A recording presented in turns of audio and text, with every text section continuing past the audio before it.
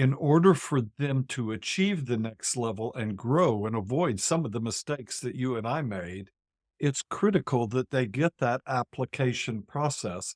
And that application process can only be obtained through interactive relationships. How do people develop the skills they need to lead themselves and to lead others well in a busy world? That's a good question, Steve, because we know that statistics show us since the mergers and acquisition aspects that happened in the 80s Mm. and the 90s, the average person spends 12 hours more every week working than they did back in those 80s and 90 era.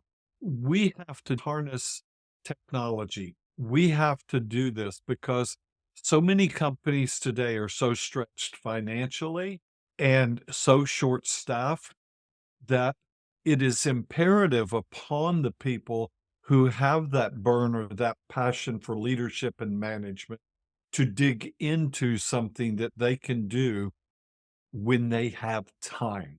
The entire leadership program, the Life Thrive leadership program, has been built with the future in mind. It isn't just a program. It's not like going to the old seminars. This is developed with the future in mind. So going to seminars, I've heard it said so many times, and then you have to, if I walk away with one idea, the $1,000 I paid for the seminar is worth it. I got two letters, and one starts with a B and ends with an S. It's called engage, activate, reflect. You engage with the learning, you practice it. That's activating it. And then you reflect on what worked, what didn't work, why did it work, how could I do it better? All our leaders that are out there listening, the whole person comes to work, not the janitor, not the vice president, not the human resource director, but the whole person comes to work. And if they have a very subjective personality, they can be volatile during the day. And here's the scary thing. Human resource departments spend 70% of their money on the hiring process when they should be focusing on the retention process. But here's something that has evolved in the assessment industry. Now, when an individual is being tested for a significant role in leadership or management, they are more often than not assessed for their emotional intelligence. Is 2 to 4 times more predictive of success than IQ. He said, we realized we hired a bunch of intelligent jerks. And that's what really scares me because this is why the Bureau of Labor Statistics says that the average tenure of an employee today is 2 years and 4 months. But you drop it down to the millennials and it's 1 year and 9 months. And Yeah. it's even worse with the Gen Z. The opportunity cost is huge, which is why we see the return on investment higher. There's something else you said that really triggered a thought for me, and that is the millennials, the Gen Zs, the Gen Xs, all of those different generations. The value exchange has changed. For us boomers, it was about, I'll give you hours and you give me money. Trying to throw money at something just simply isn't going to work.